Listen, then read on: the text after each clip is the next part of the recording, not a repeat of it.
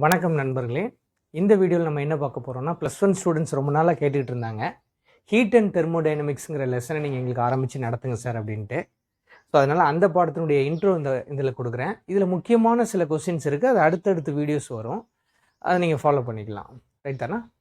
அப்போ இதில் இந்த ஹீட்டுன்னு சொல்லக்கூடியது என்ன, அதை நீங்கள் புரிஞ்சுக்கணும் அப்படின்னா ஒரு மலையோடு ஒப்பிடலாம். இப்படி நிற்கிற மாதிரி ஏதாவது ஒரு மலையை காட்டுங்க அப்படின்னா என்னால் முடியுமா?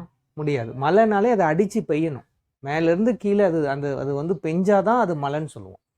ரைட்டுங்களா? அதே மாதிரி எந்த எனர்ஜி இப்படி ஓடுதோ, ஒரு ஹைவேல இருந்து லோவுக்கு ஒரு எனர்ஜி ஃப்ளோ ஆனால் அதை நம்ம வந்து என்னென்னு எடுத்துக்கலாம், ஹீட்டுன்னு எடுத்துக்கலாம். The energy which is in transient. தமிழில் வந்து பரிமாற்ற ஆற்றல்னு கொடுத்துருக்காங்க. அதனுடைய பொருள் இதுதான்.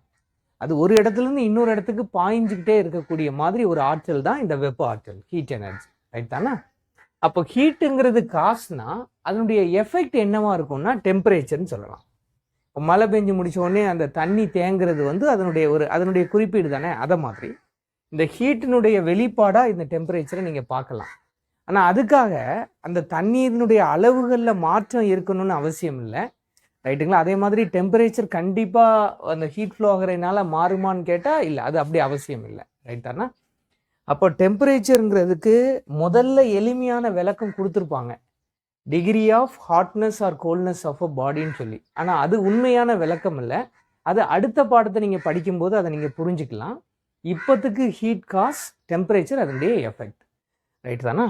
இப்போ இங்கே வாங்க, ஹீட் கெப்பாசிட்டின்னு சொல்லி ஒவ்வொரு பொருளுக்கும் வெப்பத்தை உள்வாங்கக்கூடிய தன்மையில் மாற்றம் இருக்கும். ரைட்டுங்களா? அப்போ நாம் இங்கே இந்த ஹீட் கெப்பாசிட்டியில் என்ன சொல்ல வரோம், இதுக்கு ஜென்ரலாக நமக்கு Q தான் ஃபார்முலானா இந்த இடத்துல MS டெல்டின்னு சொல்லுவோம். இதில் எம்ங்கிறது மாஸ். எவ்வளவு மாசு? 1 kg மாஸ். இது ரைஸ் இன் டெம்பரேச்சர். இது எவ்வளவு? 1 டிகிரி செல்சியஸ். அப்போ எது 1 கிலோகிராம் ஆஃப் எனி மாஸ், அதை 1 டிகிரி செல்சியஸை ரைஸ் பண்ணுறதுக்கு தேவையான ஹீட் எனர்ஜியை ஸ்பெசிஃபிக் ஹீட்னு சொல்லணும். இப்போ இந்த எம்மை மோல்ஸில் மாற்றிட்டிங்கன்னா இதுக்கு பேர் மோலார் ஸ்பெசிஃபிக் ஹீட்னு சொல்லுவாங்க. இவ்வளவு தான். சரி, இந்த ஸ்பெசிஃபிக் ஹீட், மோலார் ஸ்பெசிஃபிக் ஹீட்னு வரும்போது இதில் இந்த ரெண்டு டேர்ம்ஸ் பயன்படுத்துவாங்க, சிபி சிவின்னு சொல்லி. ஆக்சுவலாக இந்த பாடத்தில் இந்த சிபியையும் சிவியையும் ரிலேட் பண்ணுறதுக்கு ஒரு ஃபார்முலா இருக்குது, மேயர்ஸ் ரிலேஷன் சொல்லுவாங்க. அதுதான் இதில் ரொம்ப முக்கியமான ஒரு 5 மார்க்கு. இதை பின்னாடி நான் போடுறேன். பட் இதை நீங்கள் புரிஞ்சுக்காங்க. ஏன் கேஸஸ்க்கு மட்டும் 2 அந்த ஸ்பெசிஃபிக் ஹீட் வேல்யூ வருது அப்படின்னா, அதில் வந்து அந்த ஹீட்டை கேஸ் அப்சர்வ் பண்ணும்போது அதனுடைய ப்ரெஷர், வால்யூம் ரெண்டும் மாறுறதுனால வேறு வேறு வேல்யூஸ் வரும். அப்போ நம்ம அதை என்ன பண்ணுறோம், ஒரு முறை ப்ரெஷரை கான்ஸ்டண்ட்டாக வச்சு அந்த வேல்யூவை கண்டுபிடிக்கிறோம், இன்னொரு தடவை வால்யூமை கான்ஸ்டண்ட்டாக வச்சு அந்த வேல்யூவை கண்டுபிடிக்கிறோம். So gases have 2 specific heat capacity, one at pressure constant and other one is at volume constant. ரைட்டா? அழுத்தத்தை மாறாமல் வச்சு, இன்னொன்று அந்த கன அளவா வால்யூம், அதை நீங்கள் பார்த்துட்டு அது மாறாமல் நீங்கள் படிக்கணும். இவ்வளவு தான். ரைட்டுங்களா? இப்போ இந்த டெம்பரேச்சர் வந்து ஒரு அளவுகோல்னு நம்ம எடுத்துக்கிட்டோம்னா அதுக்கு மொத்தம் 3 ஸ்கேல்ஸ் இருக்குது. இதெல்லாம் ஒன்று வந்து செல்சியஸ், அடுத்து ஃபேரன் ஹீட்டு, அப்புறம் லாஸ்ட்டாக SI யூனிட்ஸ் படி கெல்வின். அப்போ இது ஒரு ஸ்கேல்லேருந்து இன்னொரு ஸ்கேலுக்கு மாற்றணுமா? பெரும்பாலும் செல்சியஸ்லேருந்து கெல்வினுக்கு தான் நீங்கள் மாற்றுற மாதிரி வரும். இதான் SI ஸ்டாண்ட்.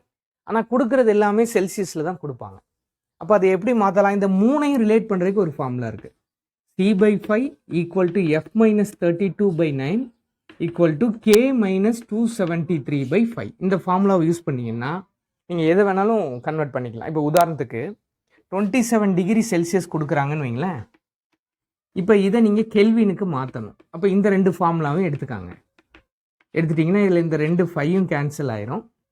அப்போது K = இந்த 273 இங்கே கொண்டு வந்துருங்க. அப்போ 273 ப்ளஸ் பண்ணிங்கன்னா 300.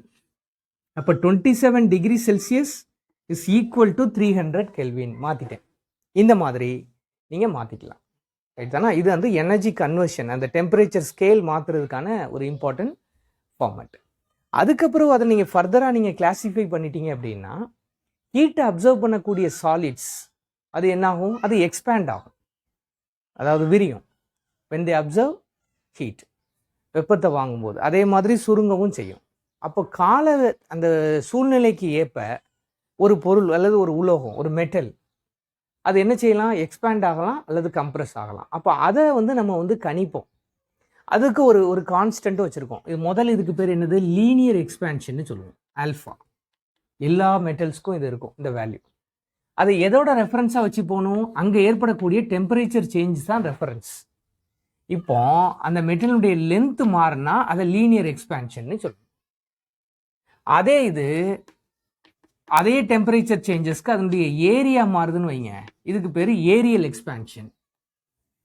வால்யூம் மாறுதுன்னு வைங்க, இதுக்கு பேர் கியூபிக்கல் எக்ஸ்பேன்ஷன். எல்லாமே இந்த டெம்பரேச்சர் சேஞ்சஸை பேஸ் பண்ணி தான். இந்த மூணையும் ரிலேட் பண்ணுறதுக்கு ஃபார்முலா இருக்கான்னா இருக்கு. இதுதான் ஃபார்முலா, ஆல்ஃபா ஈக்குவல் டு β/2 γ/3. இதுதான் அதுக்கான ரிலேஷன்ஸ். இப்போ இதிலெல்லாம் இதை எப்படி சார் யூட்டிலைஸ் பண்ணுவாங்க, உங்கள் புக்கில் ஒரு சம் இருக்குது. ஈஃபில் டவர், இந்த ஈஃபில் டவர் வந்து குளிர்காலத்தில் 2 டிகிரி செல்சியஸும் அதிகமாக சம்மரில் வந்து 28 டிகிரியோ 30 டிகிரியோ கொடுத்துருக்காங்க உங்கள் புக்கில், இருக்கலாம்.